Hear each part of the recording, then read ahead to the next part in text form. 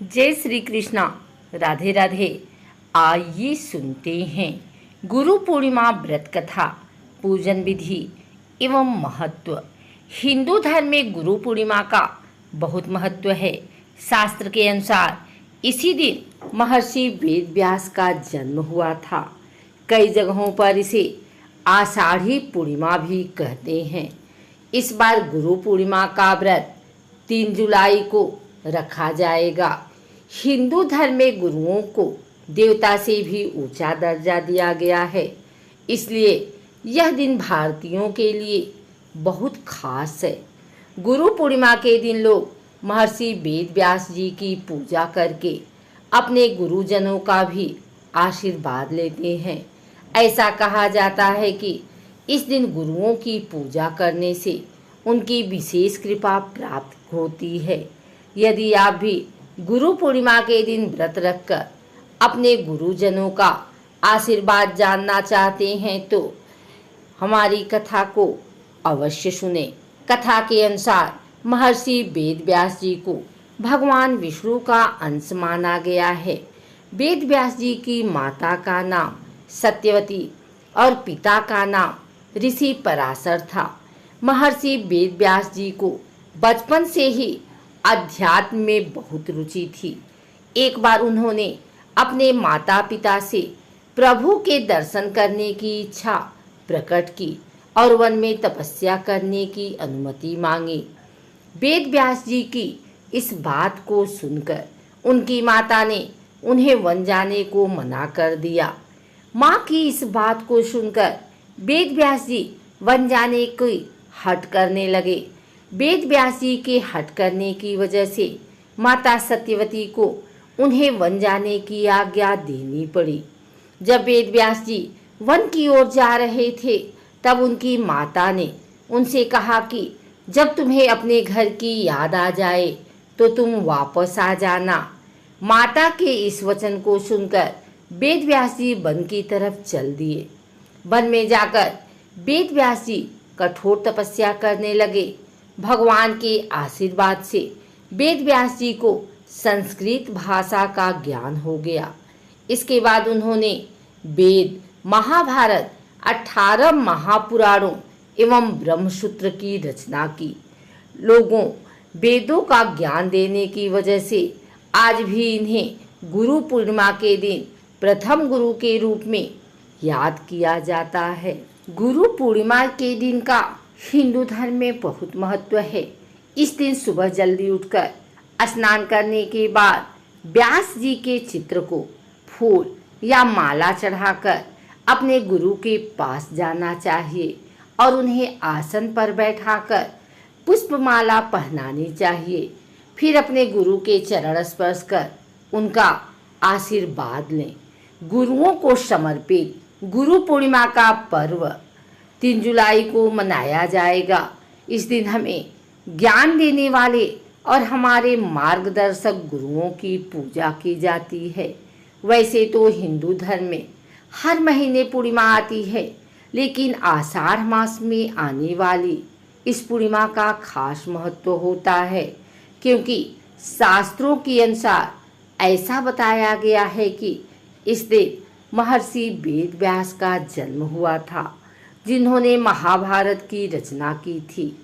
इतना ही नहीं, उन्होंने 18 पुराणों की भी रचना की, वेदों को विभाजित किया, जिस कारण इनका नाम वेद व्यास प्रसिद्ध हुआ। गुरु पूर्णिमा को व्यास पूर्णिमा भी कहा जाता है। आइए सुनते हैं गुरु पूर्णिमा की पूजन विधि। इस दिन का हिंदू धर्म में बहुत महत्व है। इस दिन सुबह जल्दी उठकर स्नान करने के बाद व्यास जी के चित्र को फूल या माला चढ़ाकर अपने गुरु के पास जाना चाहिए और उन्हें आसन पर बैठाकर पुष्पमाला पहनानी चाहिए। फिर अपने गुरु के चरण स्पर्श कर उनका आशीर्वाद लें। यदि आपके गुरु आपके पास नहीं हैं तो उनकी तस्वीर के सामने सिर झुकाकर उनकी पूजा करें। इस दिन अपने गुरु को वस्त्र, फल, फूल व माला अर्पण कर उनका आशीर्वाद प्राप्त करना चाहिए। गुरु से मंत्र प्राप्त करने के लिए भी इस दिन को उत्तम माना गया है। साथ ही इस दिन गुरुओं की सेवा करनी चाहिए। क्यों कहते हैं व्यास पूर्णिमा? गुरु पूर्णिमा को व्यास पूर्णिमा इसलिए कहा जाता है क्योंकि यह दिन महर्षि व्यास का जन्म हुआ था।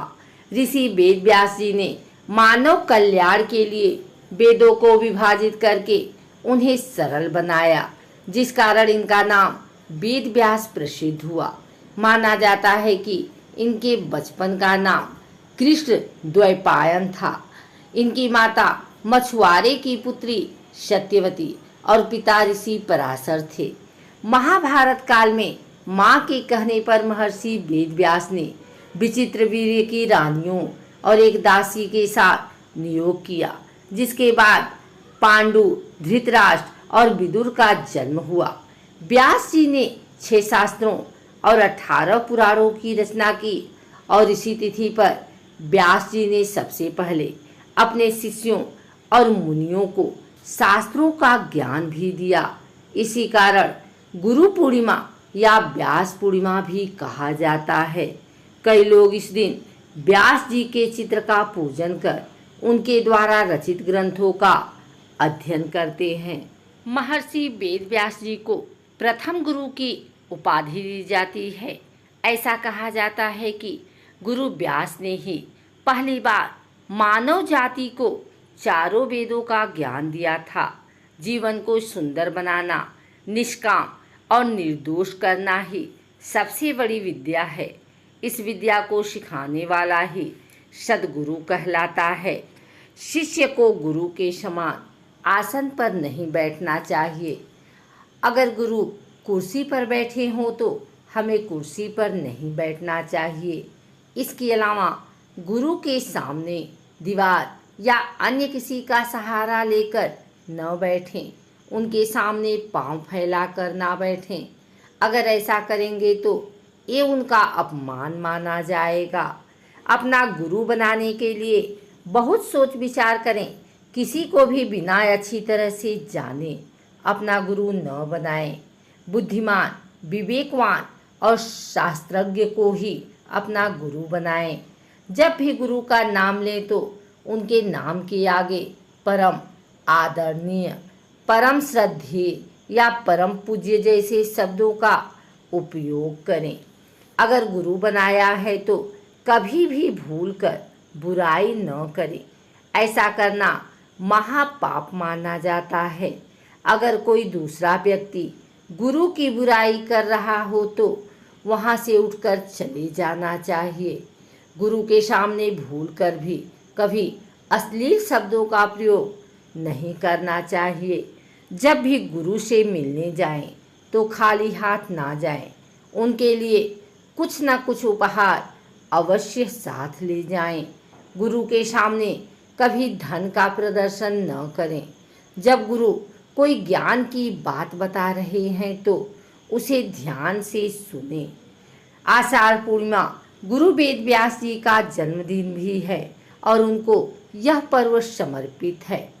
धर्मशास्त्रों की माने तो महर्षि वेद व्यास ने ही वेद पुराणों की रचना की है। कहते हैं कि गुरु पूर्णिमा के दिन गुरु के आशीर्वाद से धन संपत्ति, सुख शांति और वैभव का वरदान पाया जा सकता है। इस गुरु पूर्णिमा पर 4 बेहद शुभ राजयोग बन रहे हैं। राजयोग हैं रोचक, भद्र, हंस और शश हैं, जो अति फलदायक रहेंगे।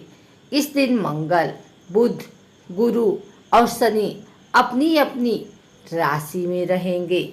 अगर आपको हमारी वीडियो अच्छी लगी हो तो इसे लाइक करें, कमेंट करें, शेयर करें। हमारे चैनल को सब्सक्राइब करके बेल नोटिफिकेशन ऑल पर सेट कर लें ताकि आगे आने वाली वीडियो सबसे पहले आप तक पहुंच सके। धन्यवाद।